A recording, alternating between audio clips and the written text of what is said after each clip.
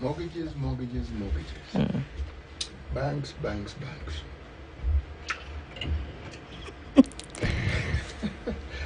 People like the idea of owning their homes, and they like the idea that they can receive assistance from financial institutions.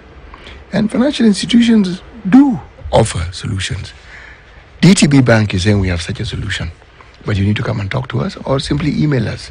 You'll ask, what's the email? The email is mortgages@dtbafrica.com. But what on earth will be at the end of that particular email when they respond to you? They'll tell you, one, we will charge you an interest rate of 9% and it'll be a constant.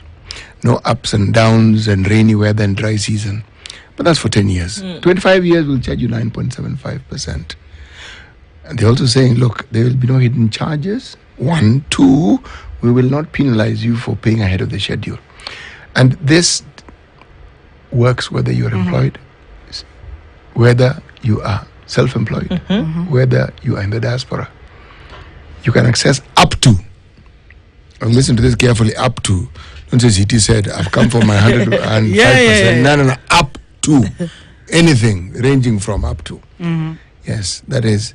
And if you're in the diaspora, up to 80%. Now, the thing you need to understand is you need to go and have a chat with the DTB.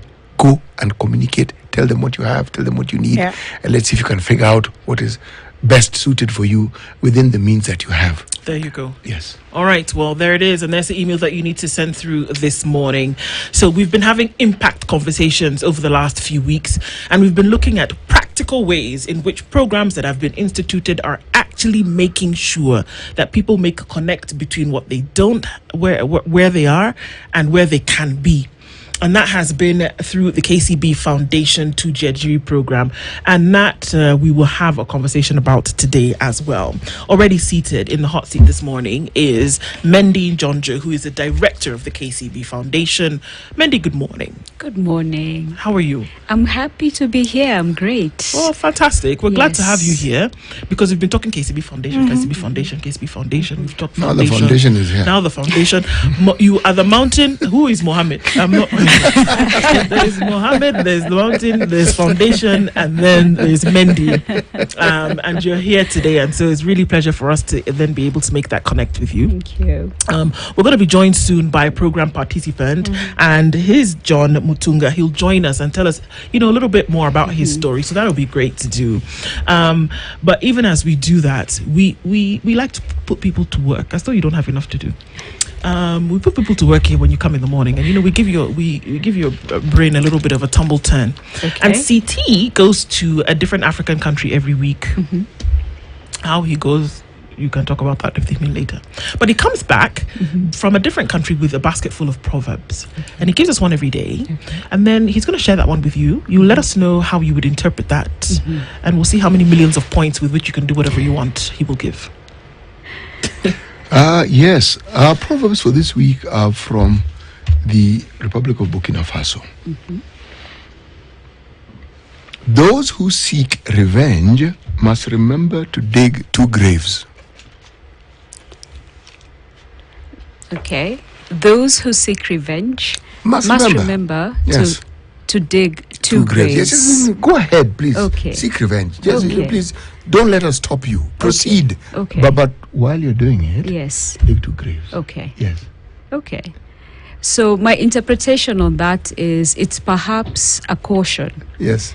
to anyone who wants to go seeking revenge that it may end up being also something that points at you. So it maybe is akin to the African proverb, if you point with one finger, there's 3 others that are pointing at you. So it's perhaps in that, can I say family of proverbs, in that basket that CT has. That would be my interpretation. Okay. Yeah. How many points? Well, on a scale of 1 to 10, Yes. let's be fair, because she did actually rally very valiantly and gave a response that makes sense. Out of 10, you say? Yeah. Okay. 11. Oh, thank you. Thank you. Because I also donated a proverb. Very well done. There you go. All right. So look, Mandy, there's so many things when you look at a nation that go belly up every now and then. You talk about corruption, you talk about lack of access to education, lack of access to opportunity, the employment rate, everything sometimes. And you say, if you were to solve problems, where do you start? Really? So obviously, with what we've been seeing over the last couple of weeks, even since December last year, is the conversations that we've been having around how lives have been impacted through the programs under the KCB Foundation. Talk us through that a little bit and say, okay, well, did you look around and say, okay, guys, there's too much that's not happening, and we need to be able to see how we can sort out some of these issues. Tell us about that and how you get into this business of helping. Absolutely. So it really starts from what it is that you've talked about, which is there's too much that's not happening. From the educational perspective, in terms of really smart Kenyans, not being able to access high school and tertiary education. And then the biggest of them all, access to jobs, decent jobs. I think that is a preoccupation that any person who lives in Kenya, actually anybody who lives on the continent, really should be preoccupied by, because unemployment is significant. Youth unemployment is particularly significant because right now we're talking about 67% of young people in Kenya are not able to get a decent job. About 1 million Kenyans every year enter the workforce with no possibility of being able to be employed. So for us, it really starts there. And it actually doesn't start as a problem. It's actually looking at these young people as the precious resource they are, human capital. Yeah. It's the best thing we have in the nation. So for us, it's really seeing how do we build on this really precious resource, which is young, smart, ready to work, ready to school people. And that's where the KCB Foundation comes in. The 2Jiajiri program is one specific. Why that? So it's very specific because we knew that if we wanted to tackle the issue of unemployment, we really had to tackle it from two elements. One is from the space of providing skills for people who want to enter the workforce. Either you want to be self-employed or you want to be an employer. And then the second was around really supporting enterprises, businesses, especially the smaller businesses, so the micro and the small medium enterprises. So to tackle these two issues, we provide vocational training scholarships every year. And then we also have a program still within 2Jiajiri, where every year we support these MSMEs with business development support, and through partnership with KCB Kenya, also access to finance. So it's this two-pronged approach that is really seeking to skill Kenyans, and then the second to really build strong, viable businesses, as well as now also making sure they're able to access capital in the forms that they need. Yeah. So how have you seen? I mean, we've heard some of the stories. I'm looking forward to the one that we'll hear today. But how have you seen that lives have been impacted by this project? What have you actually practically seen that has said, you know what, guys, this is working and we should continue? So if I turn to, let's say, something like vocational training, and you have the ability to have somebody who otherwise do not have been able to attend one of these market courses that we really try and support in terms of scholarships, so construction, beauty, and so on and so forth. So the ability for someone to be able to enter into a vocational training institution, get the skills that they need, and then exit, and then subsequently get employment. I think for me, there are so many stories, because like last year we trained about 16,000, we provided 16,000 scholarships. So out of those, it is the ability of someone who otherwise would not have been able to get this particular skill set and be able to transform that into money in their pocket.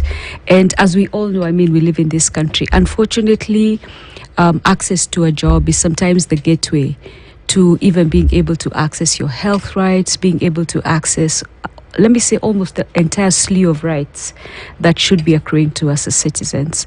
So that's the one thing that we have also seen. And then on the other hand, our enterprise support program, we've also been able to really see, and it's very gratifying, being able to see all of these businesses that we've been able to support. Last year, we supported about 37,000 businesses with business development support.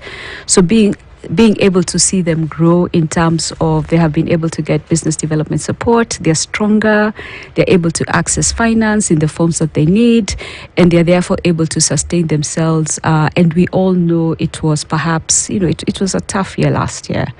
So for me, I think there are very many gratifying stories amongst these vocational training scholarships, as well as also the enterprises that we were privileged to support last year. All right, now I'm looking at the 16,000 scholarships, because then even with the education system, they talk about 100% transition. There's one thing to empower them. There's another thing to ensure that they are just as sustainable as the 37,000 businesses that you're supporting. So which are the success stories in terms of those who have actually stayed, are hanging on after giving them the skills and now starting their own businesses or getting into employment, and they're standing in there strongly? Are there circumstances where people have slipped back, or you're very, very confident that they're all just but flying high as you expected them? So we do have very many success stories. So if I take the vocational training stories, scholarships rather, that you're pointing out, so we do have participants who have been able to get the training and are now self-employed, and I'm really grateful that you've also been able to profile some of them. And when it comes to the businesses, that is a really excellent question, because we do not think that the support we provided is necessarily going to be one and done. We're also relatively sure that every so often we may need to really support these businesses, because this it's a tough economic environment right now, right? And so one of the things that we are also doing, even with the group of participants we supported last year, is to also provide support to them this year on a needs basis. So we are really trying to also communicate to the people that we work with that we're here for the long haul. So it's not just coming in, a quick intervention and then leaving. What we want to do is to make sure that if we start with you, we really try and stay the course, so that at least it's not one of those interventions where you see somebody and then the next thing they're gone. The thing that I find utterly and absolutely fascinating is how KCB Foundation came upon this extremely remarkable way of looking at being part of a solution. I'm saying this because in the weeks that we've had people who participated in the program, and just looking at the width and the breadth of the program across the counties that we have in this country, and I'm looking at this model and I'm saying, but this is a model that can be escalated, not by KCB, no. This is a model that can be actually escalated by the government. You train people, you then partner with people who can actually employ, and you move this particular conversation forward. I'm saying this because forget the job, forget the possibilities. The thing that in my mind strikes me the most is the hope it provides, because apathy is a terrible thing to have. One is young, one vigorous, one has the energy, and one wants to do things, and you can't see the end of your study. You know you're going to school to study, but you can't see where this thing is going to take you. It's the hope. Okay. Having said that, a bank has very many partners. They usually call clients. These people who come and open accounts. Yes. And you've utilized them well in this particular program. If we're to think of escalating it, what would we do? So you've asked what if I was in government. So maybe let me defer that question in terms of what the government perhaps would do, and then let me say what we would do in terms of really scaling it up. See, now that's a nice way of looking at it. It's a very good way of looking at it, yes. Ask your own question and then answer it. It's good. So still out of 10, maybe I'm still getting an 11. Now you're 12 because the response is perfect. Yes. So if I was to scale it up, I think one of the things that is very clear is that if you look at the enterprises we support, we've been supporting youth-owned enterprises. So for people people who have businesses and are aged between 18 to 34. But it's also clear that even for maybe older people, even for sectors we don't necessarily support, that this is something that would be a very welcome addition.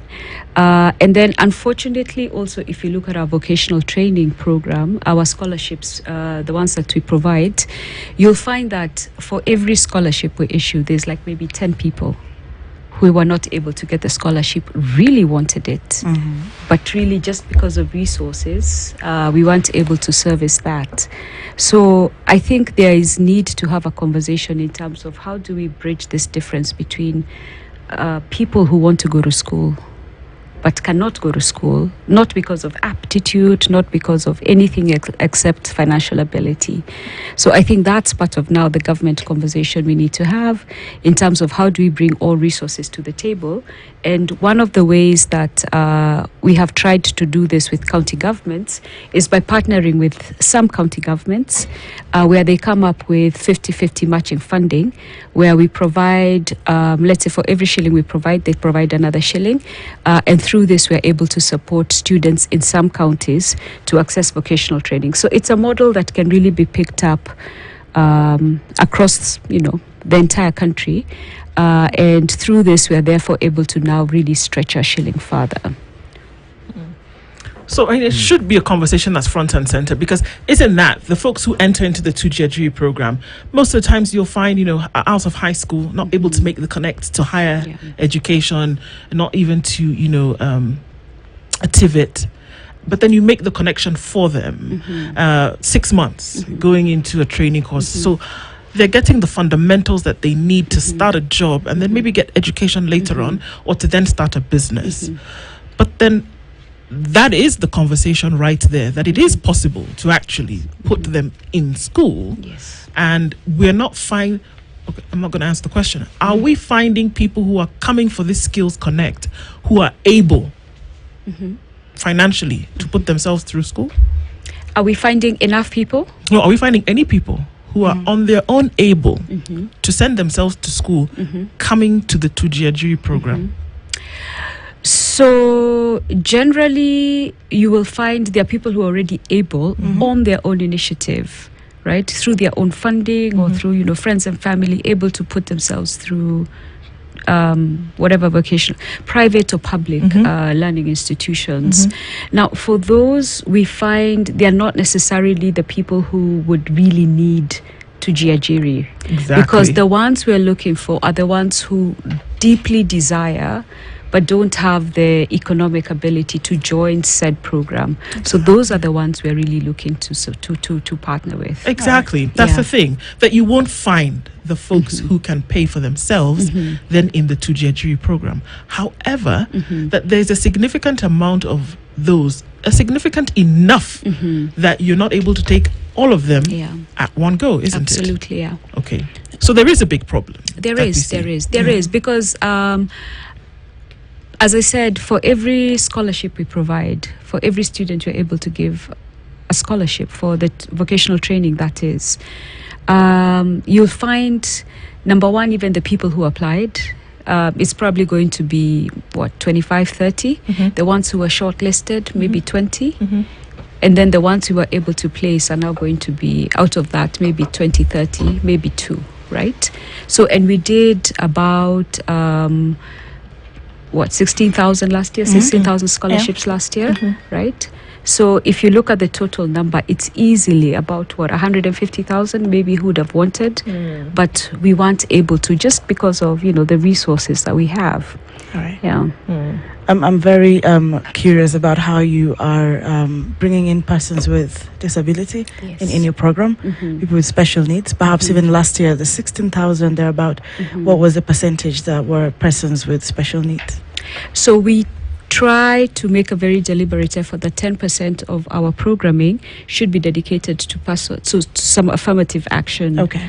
element. So persons with disability for 2Jiajiri are the people who we have really tried to make sure we not only ring fence, but we also put aside 10% of these scholarships for persons with disability. And the way that we have been able to do that is that it starts from the beginning, because you can't just say, I want to support, persons with disability in our scholarships program. So one of the things we do is that whenever we're partnering, let's say with training institutions, we make sure that we partner with training institutions that have the capacity and the ability to provide this sorts of training to persons with disability. And then out of that, we also make a call where we are really emphasizing that we're also looking for persons with disability to enter to join the scholarship application process. In addition to that, even when you look at our weighting criteria in terms of how we assign the scholarships, we also make sure that we have really put in extra weighting for people who have disability, so that we can at least affirm that commitment towards getting persons with disability. So we don't always hit the 10%, but it's certainly a target that we will always try and make sure we attain year on year. Very critical as such, because then someone would say, how are they exposed to this application process as well? You do realize sometimes they have concerns even with just being left out in government, exercises. It's really, really important that we'll do a follow-up on that maybe in the future, if you actually then meet that 10% for them as well. Yeah.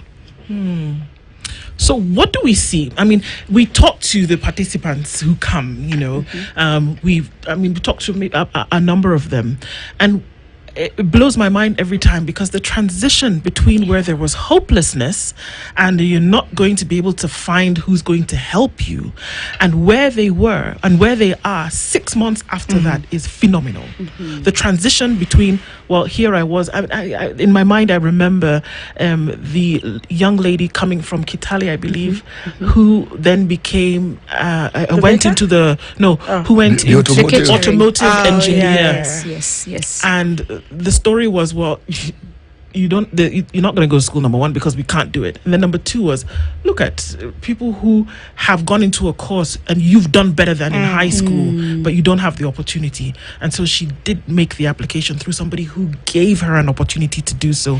And the transition between whereby there was absolutely nothing that you would then be able to achieve, to the point whereby now you can actually imagine owning your own mechanic shop and working under and for somebody else in 6 months is unbelievable. And it's a model that I think needs to be replicated, that we talk about, that what you're doing is creating hope, but not just creating it in a mind, but establishing it as a reality for people to be able to do. I think that maybe KCB Foundation doesn't realize just how impactful this thing actually is. So those are the champions of the project, and then how can you look at this and say, we can enhance it even more? Are those conversations happening for you? Absolutely. And that's a really pertinent observation in terms of choosing hope, right, as a really almost like a radical choice, because sometimes when you have these conversations, it's really easy to just be cynical and be that one of the most disappointing conversations that sometimes happen in the country is that there are opportunities, but they're not necessarily for people like us. That's the discourse that happens within some spaces, right? And for me, what I really like about programs like 2Jiajiri is that opportunity to really show that it really doesn't matter, not your gender. You want to get into automotive, right? Your socioeconomic status. Those are not things that really should matter, right? So really also trying to fulfill that promise that is in the Constitution and all of these documents that we have as a nation. And I think even from KCB's perspective, that notion of shared prosperity, that notion that we really have to, can I say, water the nation that actually feeds us, even as a bank, as a financial institution, as a foundation. I think for me that is something that is absolutely spot on. And the ability to, I like the idea of rallying around hope, right? Yeah. And then the programming that then now happens really starts with looking at hope almost as a North Star in terms of this is what we're looking at. It is creating opportunities. It's not looking at youth unemployment. It is looking at young people who want to work. So how do we tap into this really amazing resource that we have? So it's really flipping conversations and starting with hope and starting with promise as what it is that we're leading by. Indeed. Mendi Jonjo is a director at the KCB Foundation, and we're looking at the impact of the 2Jiajiri program under the KCB Foundation this morning, and just trying to say, okay, we'll talk about time and, how long this has been and how long that we hope that it can continue. We'll do that when we come back from this break, when we take a look at weather and traffic, and we continue the conversation with Mendi after this.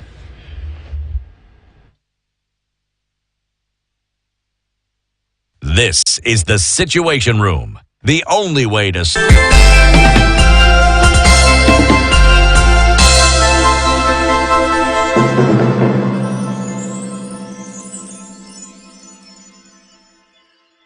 Oporeno 13 live photo maridadi. Video kali na ni 4K imagine. IP69 certified, hii ndio latest design. Piga picha ya edit kusaidia kurefine.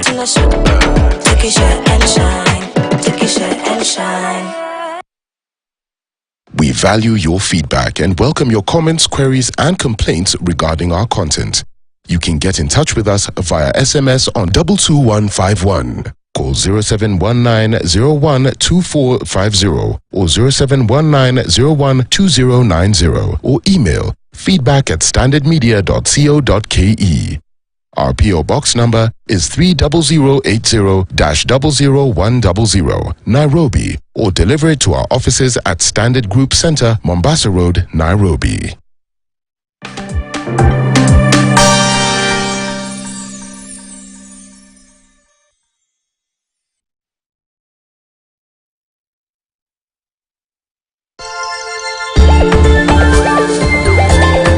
What always got to bed with its shoes on.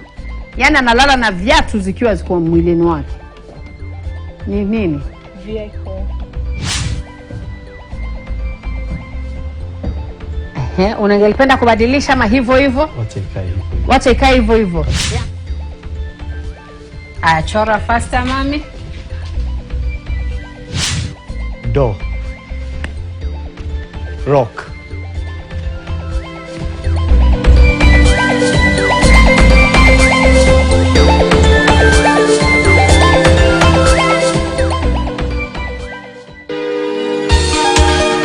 Hello and welcome to Health and Wellness, where we explore new health trends, wellness tips. In the mental space, we never ask what is wrong.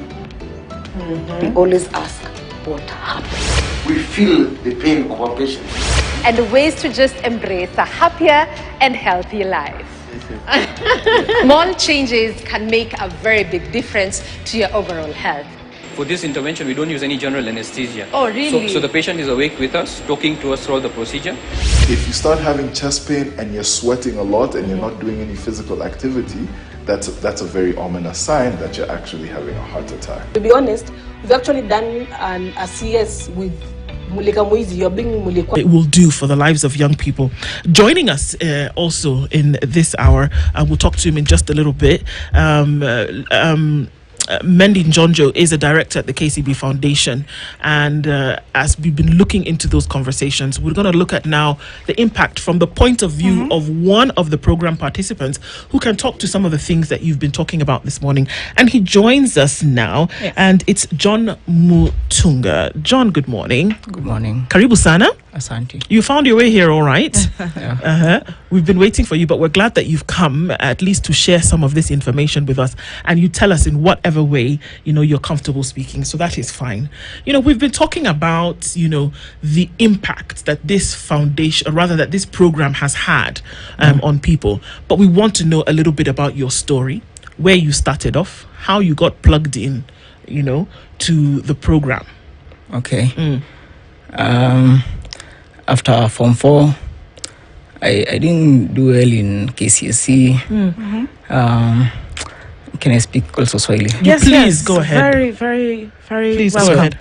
After Form 4, now I I used to see nobody now cares about me anymore because you didn't do well. So what do you want? Unataka kwenda college? Unataka kwenda college gani basi? Nani atakulipia college? Ndio. Hata tukikulipia atuko sure kama like ushacheza high school, tumekupea hiyo chance ya kusoma umeenda umecheza. That is what my parents wanasema. Lakini mimi najua I did my best. Walisema ulicheza ukiwa high school. Juu ukufanya vizuri. Wengine wamefanya vizuri, mimi last born. Mimi najua nilifanya my best.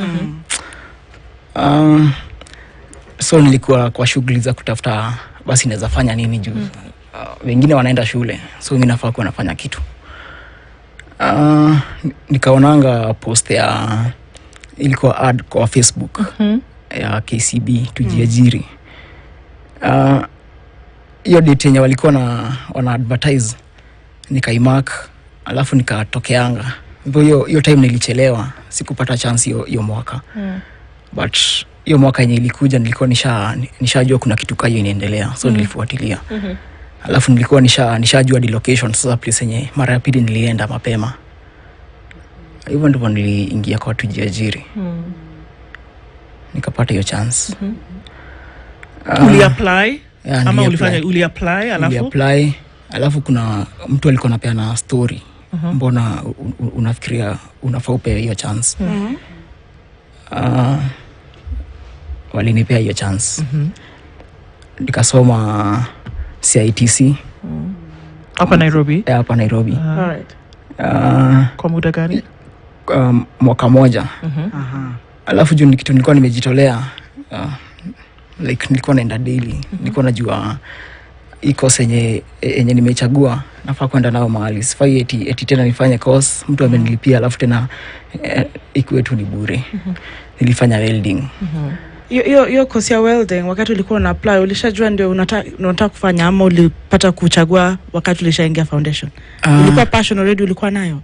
Okay, mimi ni creative. Alright. Naweza fanya vitu mingi sana na akili.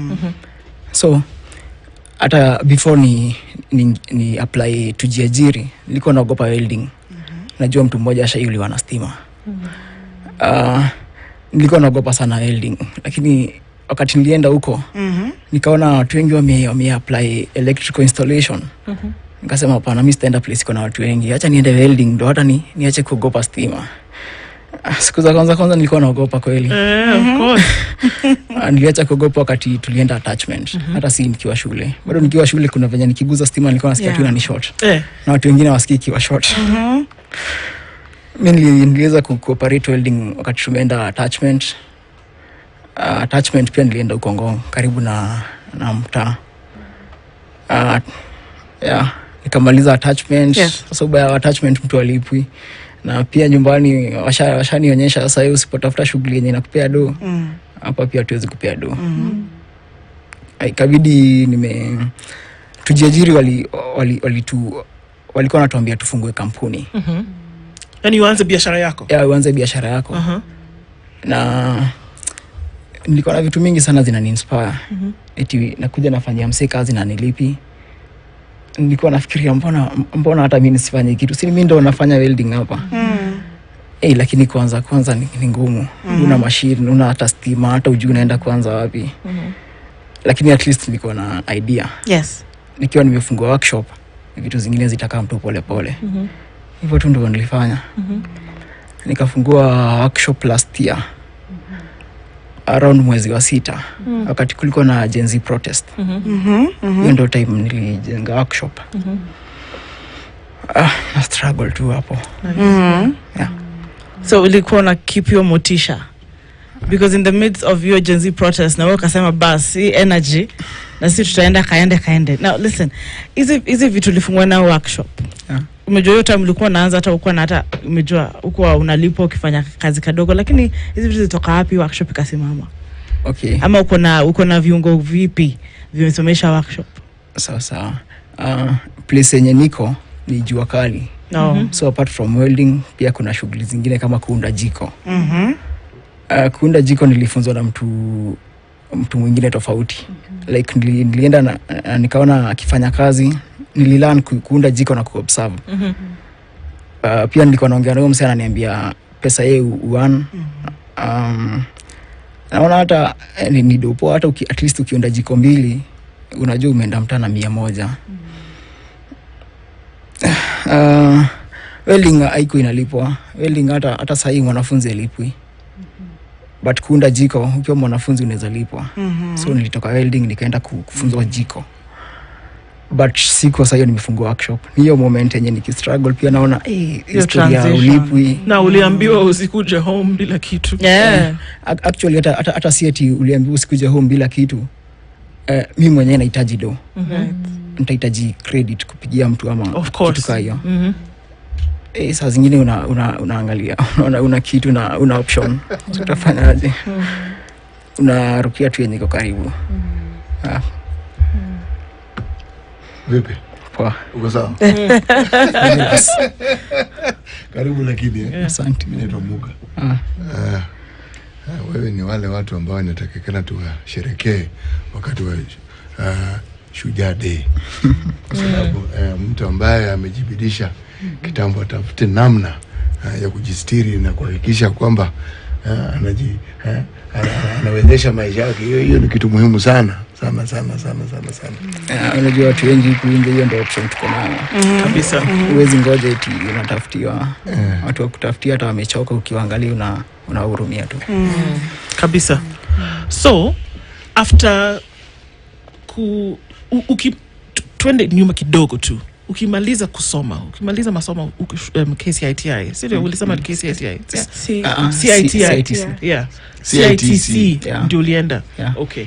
Wakati ulimaliza, ulifanya nini kabla ulipata hii idea ya kufungua workshop yako? Unajua uko CITC nakumbuka vitu za mwisho zilikuwa kwenda attachment. Hapo ndo tuliacha hata kujanga town.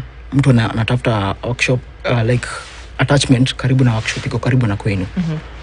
Mimi nakaa huko Ngong, so mimi pekee ndo natoka huko. Si watu wengi wanatoka huko.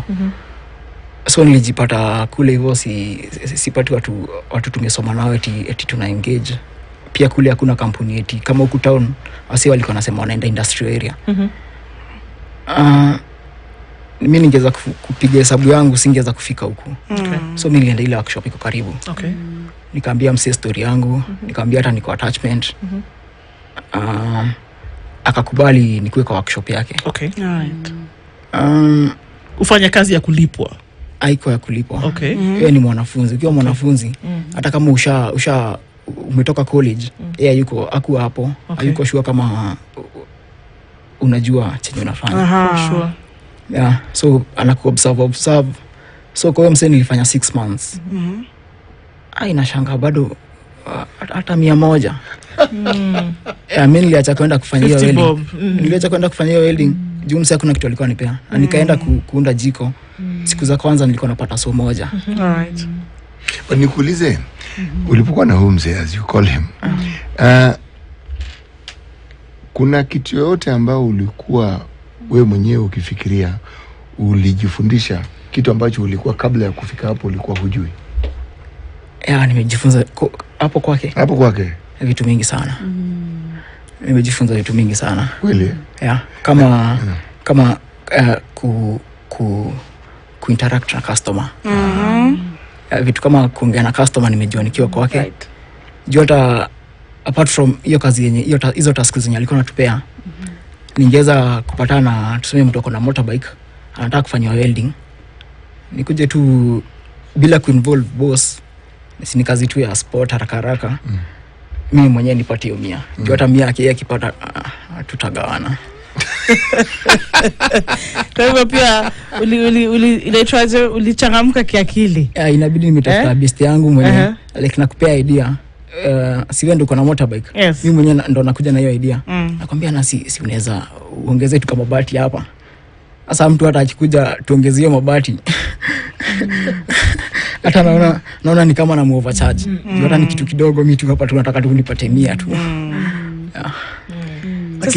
Okay. Sorry, go ahead. No, please go ahead. No, ukijangalia sahi na wakati ule kabla hujaingia alafu na wenzako wengine unaona angalau kwa sababu sasa ma youth wote wana struggle, lakini angalau unaona uko mahali kwa sababu ya hizo skills ulipata, na hata hiyo interaction umekuwa na mtu workshop, hata kama kwa nakulipa na mtu ajiko. Unajionaje kivipi kama Mkenya myouth sahizi kwa hiyo competition yenye iko kwa employment? Kulingana penye mimi nimetoka, mimi naweza sema wale wasi wote nimepitia kwa hata wewe mwenyewe uko unanilipa. Yes. Alikuwa tu pata story. Like I mean help mali. Sisi eti akumake impact. Wewe msata tuko sana. Nilifika tu siku moja nikamshow nimefanya hapa kazi miezi kadhaa. Na naona ni vizuri niende place nyingine. Tukaachana tu hivyo. Lakini skill yako uko nayo. Niko nayo. Ndio nifungue workshop. Nilikuwa najua nafaa tu kuwa na doa ya kuwa member wa Jua Kali. Kuna place like kuna land ya government yenye iko set aside ya watu wa Jua Kali. Wakati nilienda kuunda jiko, hiyo tu ndo nilikuwa natafuta. Okay. Ndo niache kutafuta huku nje. Like unajua saa zingine unaenda kwa workshop ya mtu anakujua already. Anaanza ashakujaja hata before umwambie kitu yote. Anakwambia wewe brother ako well off. Wewe hata sidhani uko serious unataka kutafuta kazi. Nakwambia na mbona si unalimanga, usiende ulime. Mtu anataka kukua roho. Lakini lazima niulize, kulima iko na shida gani bwana?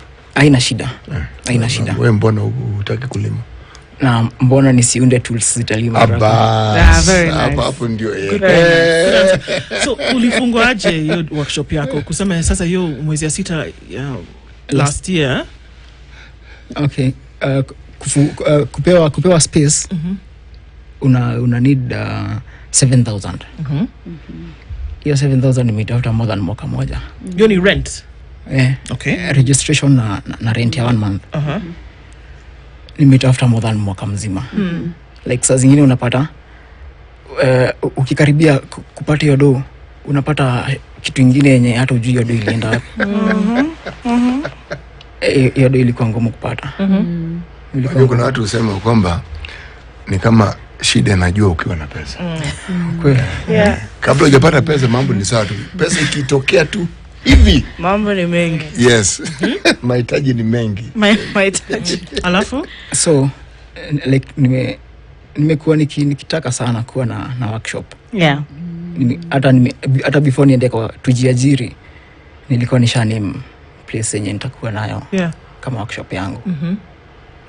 Hata nakumbuka hii mwaka uko Januari.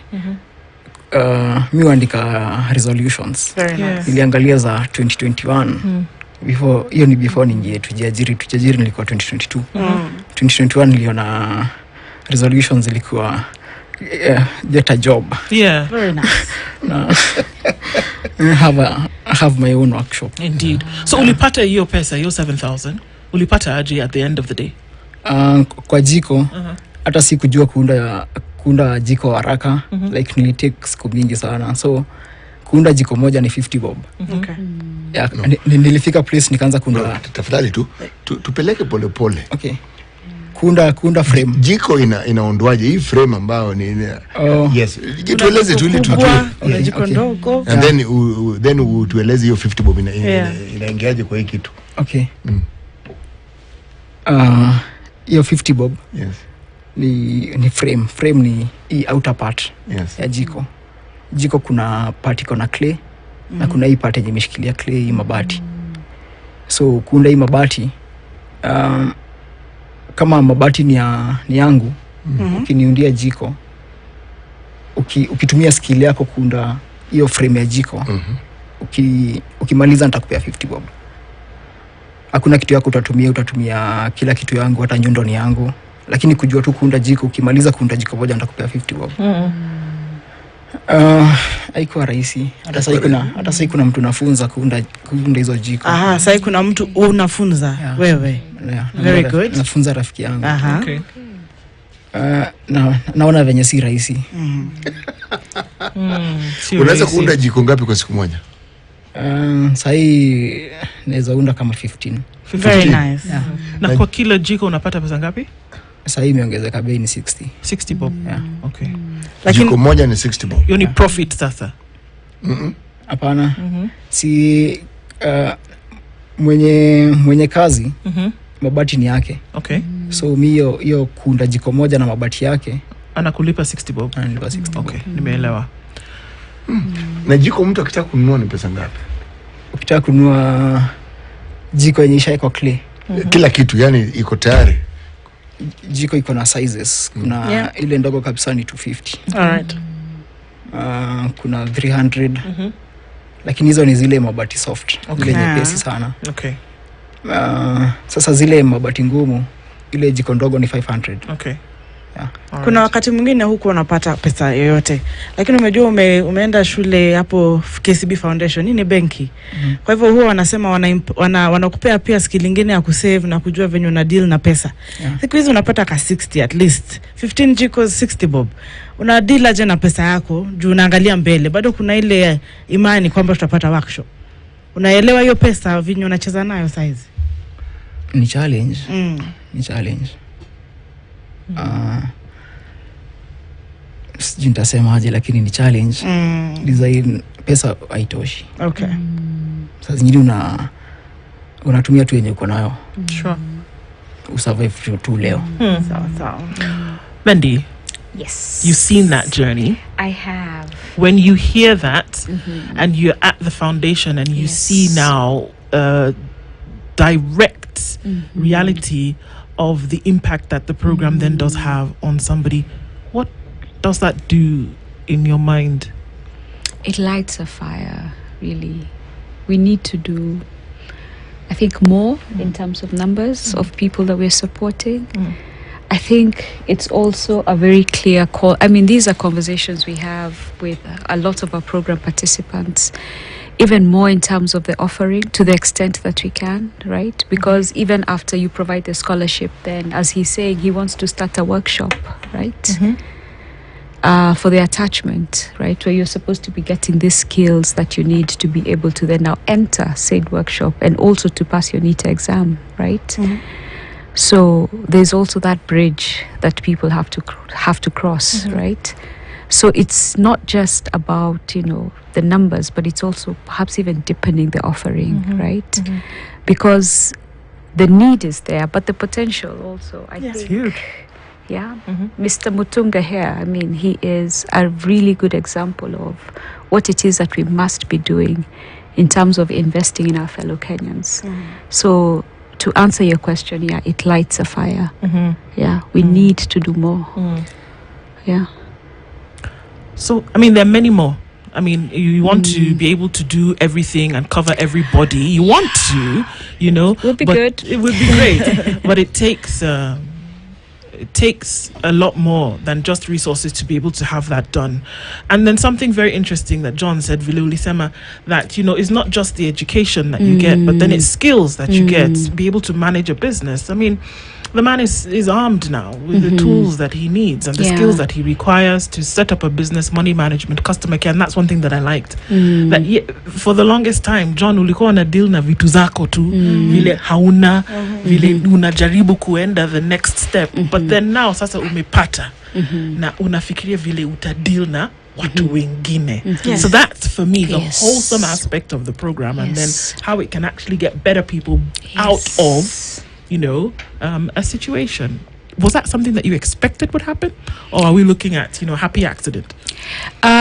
So our theory of change, our plan was that we had absolutely hoped that if we do these sorts of interventions, that we'd end up with people who have the required skills, as well as also enough people to also start making a difference in the economies, be they local economies that they're in or even larger. So I think that is being validated in terms of we're now being able to have within even our program participants like John here, people who do have the required skills that they need to be able to, can I just say start, right? and that ability to now also stand on your own. So that was what we had hoped for, and I think we have been pretty validated in terms of what it is that we're hearing from our program participants, be they vocational skills training or be they the micro and small medium enterprise support program support we're providing. What we're also essentially seeing is that you are you're widespread. He's talking about he lived in Gong, and we've also had some participants from different parts of the country, which I might just want you to echo again for all those, because they might think it's just a one-off thing and you guys are closing down, but somebody is really interested at this point in time to have the same skills, impact and motivation as Mr. Mutunga here. So what would you say to the new listeners today in as far as widespread associations with your clientele is concerned? So thank you for that. So the vocational skills training, this is something we do every year. Typically our largest intake is at the beginning of the year, and we will usually have these calls out through the KCB social, so Instagram, Facebook, X, formerly Twitter, and they tend to be also like geographical in terms of we'll go from county to county, area to area, just making these calls for applications, as well as also advising people which partner institutions, in terms of be they public or private, that they can actually go to. So this is something that from about December through around May, we put out these calls, we place scholarships, and then we also make them available every year. And then for the MSME work, this is something that is actually available in the entire country. So if you are an entrepreneur, so between 18 to 34, you have your own business, and it's something that you really wanted to have maybe a bit more support because you wanted maybe to access finance, but you weren't able to for whatever reason. So we also put out these calls through on a rolling basis throughout the rest of, through the course of the year. But in addition to that, if you walk to any KCB branch, and we're literally everywhere. Right, you should be able to get support from our branch staff, and then, as I said, also when now we're having these calls, we'll also put them out through our main KCB socials. John, uko na imani ya vitu kuendelea kuwa better and better ukiendelea, ungependa kufanya nini in the next few months? Already nishaanza kuzifanya. Hata siangalii few months, angalia 2030. Hiyo vision 2030 ilikuwa ya Kibaki. Mimi venye nilielewa, watu wanafaa to build Kenya. Nataka kuwa part of building the nation. It's a good place to be, absolutely. And these are the conversations that push us. These are conversations that we should have in terms of how Kenyans and how opportunities meet to then be able to make better people, then to be able to make better communities, and then essentially, a better nation. And we want to thank both of you for being here this morning. Mendy Njonjo, director at the KCB Foundation, and John Mutunga, a participant in the 2Jiajiri program, who obviously now is standing on his feet in a way in which he wasn't before. Thank you very much, both of you, for being here in this conversation this hour, and more like this must continue. That's what builds the nation. Asante sana. Good morning. It's 9 a.m.